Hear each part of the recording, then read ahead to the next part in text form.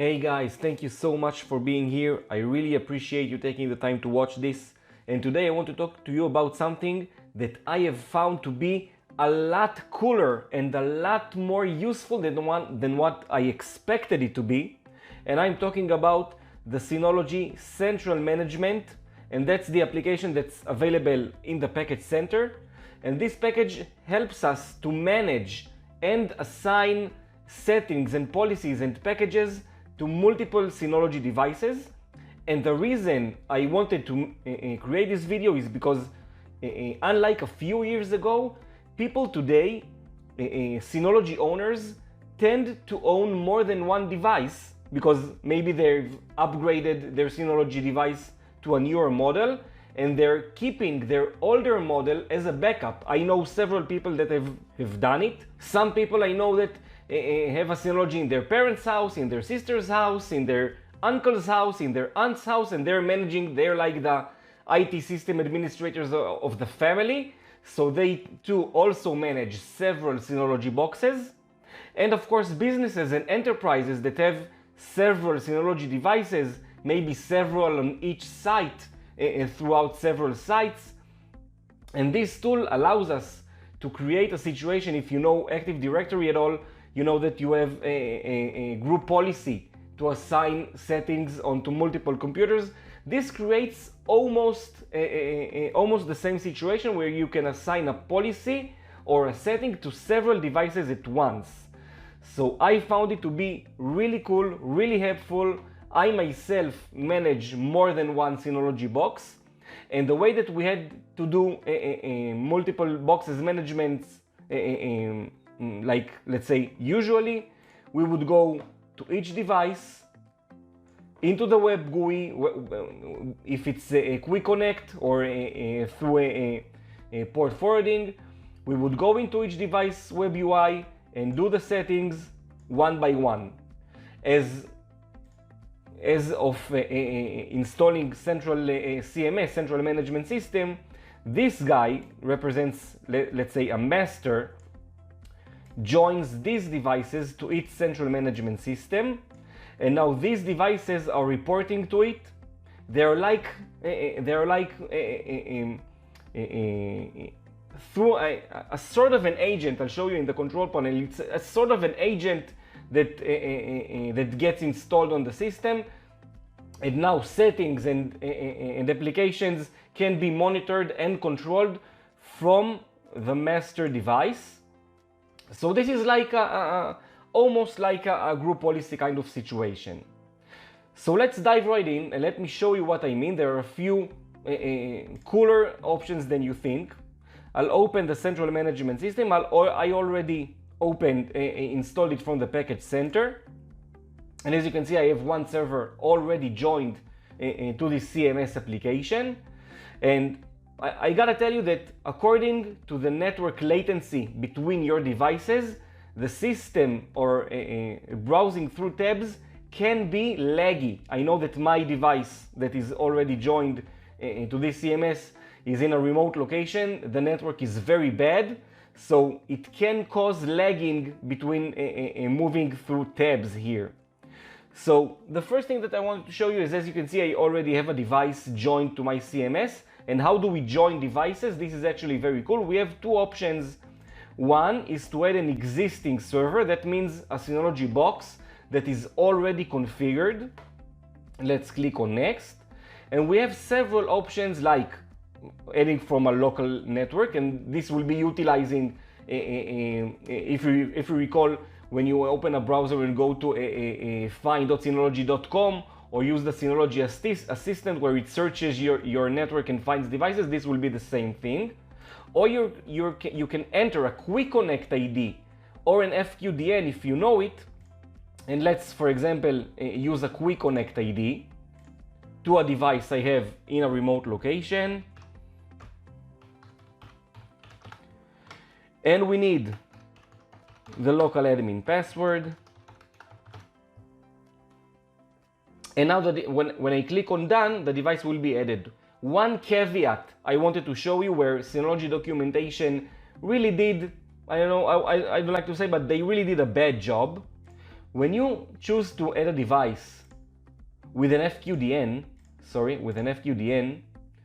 you need to assign a port. Now, if you go to Synology documentation and type Synology CMS ports,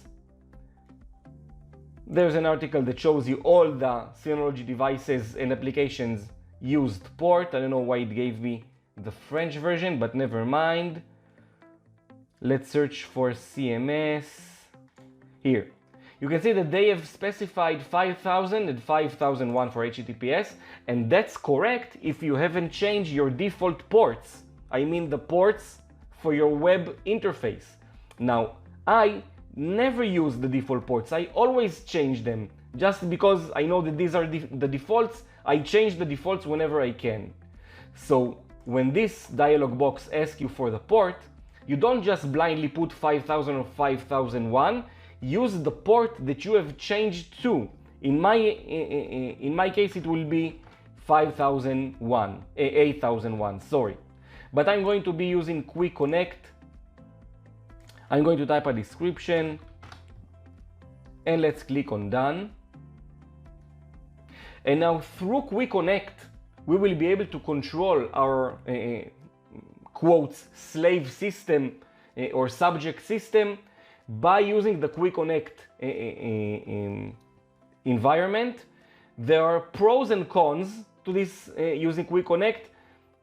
For me, the disadvantages are higher than the advantages because quickconnect, at least for me, is very slow. It's reliable, but very slow. I usually do some sort of port forwarding, although I don't use classic port forwarding. I use a reverse proxy, or you can use a VPN to connect Synology boxes and then join them to the CMS as if they were local. Whatever you decide is up to you. One thing to keep in mind after joining, and this is not the real IP, this is actually the quickconnect host that is now hosting or proxying the connection. This will change. The joining process can take time. So just be patient and let's move on. One other very cool option that I wanted to show you. If you have a new device that you have deployed, and as you recall, when you take a Synology box out of the a Synology device out of the box, connect it to network, and then go to its web interface, it's not really ready to be utilized. You need to go through some sort of a wizard, install the operating system, the DSM operating system, and then do some settings with it, and then it's ready to be used. The CMS application, when you click on the add button, we used add existing server, but you can install DSM on new servers. So that means that you can call, I don't know, your remote local IT guy and say to him, take the Synology out of the box, connect it to the network, power it on, I'll take it from there. And when you install DSM on new servers, what it will actually do right now, again, it uses the Synology Assistant mechanism to search for unconfigured devices on the network, and then you will be able to select them, install the operating system, configure them, even install packages on them, and then they will be already joined to your CMS and already joined to your all servers group. I'll show you what a group is in a later time. I'm sorry I don't have a spare Synology box to show you this functionality, but I have seen it in my last workplace. I know it works. It's super cool. All right, so this is how we join devices to our CMS, and I told you that I will show you how the agent looks like in the control panel. All right, so this is one of my subject Synology boxes. Actually, this device right here is this one, and once I join it to my CMS application, you will see in control panel this CMS icon right here. And what this of course can be configured through a policy, but if you check this box right here, every notification that you use that you usually do or get right here, they will be shown in CMS. So if anything goes on in this Synology box and you don't log in, so you miss the notification, you actually won't miss the notification because it will be shown in the CMS. Alright, so this is how it looks like locally, but our goal is to not have to log in to each device locally. One more thing that we can do right now is to test the connection. This will do some sort of a test and report successful or not successful. And we also have a way to select the server itself and then go to server. And now, since I'm on my local network, I will probably be able to log in. And if this device was configured with a quick connect ID, then go to server will actually open up a web page with the quick connect string and take you straight to your device. Alright, so this is how generally we add hosts or boxes to our Synology CMS. Now, groups. This is where things start to get interesting. You can create, the all servers group is there by default, but you can create a group for every location you have, a group for New York, a group for, I don't know, for London, and each devices you can assign to each group, and then maybe you need to assign different policies or different settings to each location. This is how you will be able to do it. Now, let's go ahead and start seeing the actual beef and potatoes, the policy. I have a policy that I have already assigned, and this enables NFS version 4, but let's create a policy together. Let's call it CMS demo policy, and let's see what kind of settings we can assign to our devices. And pretty much almost every setting in the control panel is available for us here. For example, SMB. Let's enable this rule. Enable SMB just as an example. Max will be SMB version 3. That's great. What else we can do here? Let's keep it like that. You can even join by a policy. Make the device join an Active Directory domain. You just give it the domain name, the domain controller server, a domain account that has permissions to join to a domain, and then imagine for in an instant 10 or 100 or 1000 Synology devices join into your domain, and then you can assign permissions to your domain users or groups. How great is that? Auto block, let's enable auto block. That's great. Enable auto block. Great. Enable firewall. Let's enable firewall. Awesome. DSM update. Let's enable DSM update. Regional options. NTP client. Let's choose a time zone.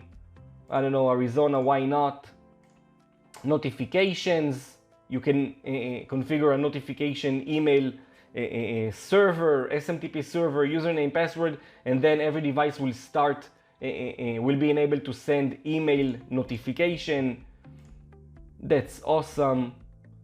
Enable send notification. If you recall the checkbox I showed you in the DSM agent, this what enables it. So I will enable it via policy. So every notification on a local device will be shown or pulled to the Synology, to the CMS application. That's awesome. If you recall, I told you that I always change to 1000 and 8000, sorry, and 8001. Again, I will do it right here, and then every device that I have been that I will be managing and am managing will change its DSM web UI ports to 8000 and 8001. I'm also going to automatically redirect HTTP to HTTPS. Package installer, we can install packages. Let's see how it's done. I will actually need to provide the SPK file that's downloadable from Synology. That's very easy to do. That's Awesome. And I can uninstall. All right. So this is a policy. A policy is meant for configuration settings, basically things that are in the control panel. I don't have groups, so it will be assigned to all servers. That's great. I can actually assign it even to an individual server, but I don't want to do it, then that's not the point of CMS. And then I can even assign it a priority over the existing one. I want it to be assigned and locked as first place. That's like an enforce, I think, in a group policy. Click on done. Now, something that we need to take into account, again, according to the network bandwidth of your hosts and the bandwidth that you have to quick connect, the latency, assigning a policy can take time to actually take place. So be patient. It can take, I don't know, 1 or 2 minutes if all the hosts are local to your network, and it can take even an hour, even more if they're remote and have, I don't know, crappy network conditions. So just be aware. All right, so this is the policy type. This is how we assign settings to multiple devices. Moving on to tasks, and this is actually something very cool. We can run a task like a one-time task, and we have something that we can choose from. Either we can import a script. I'm not so much of a script kind of person, but we have built-in actions. For example, we can reboot, shut down, or wake on LAN. Wake on LAN requires some network work behind the scenes, enabling the wake on LAN on the firewall or on the switch, but we have that option. We can reboot our devices. Something happened and we need to reboot the entire New York Synology boxes. This is how we will do it.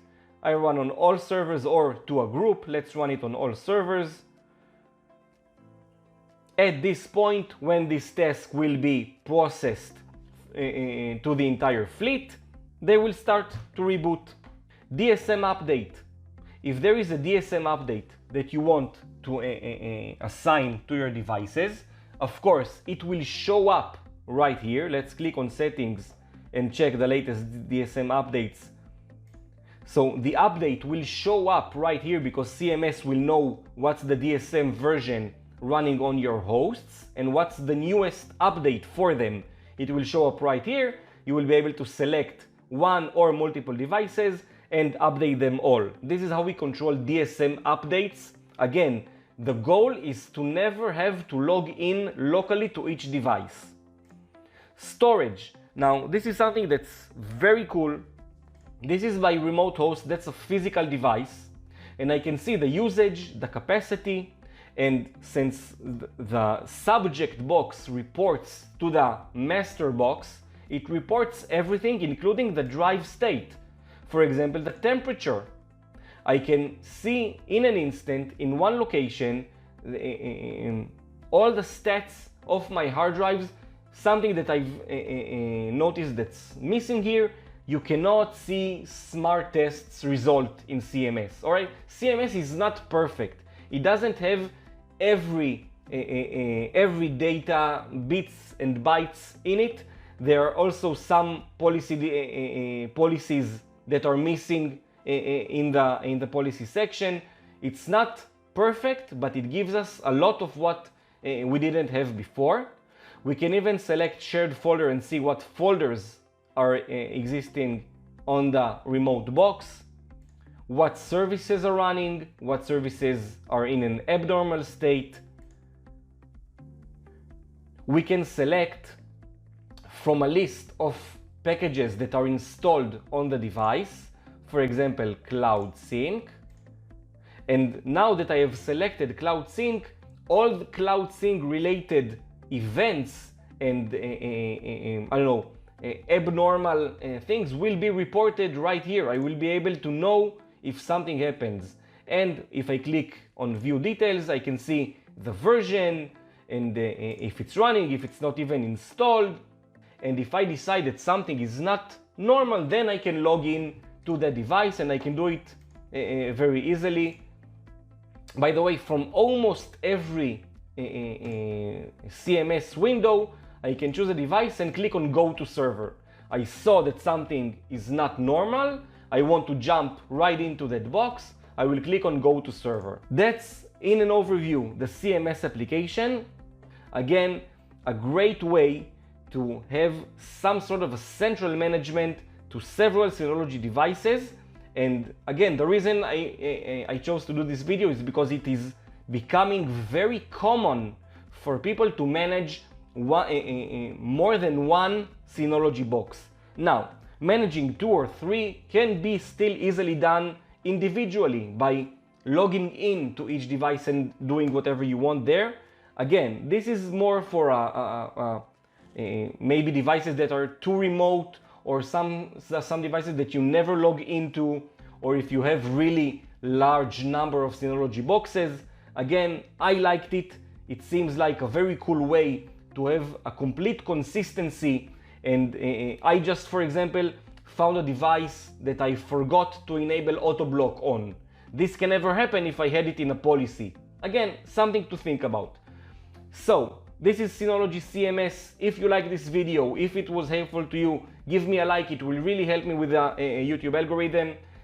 Please consider subscribing, and I will see you all in the next video. Thank you guys for watching. Bye bye.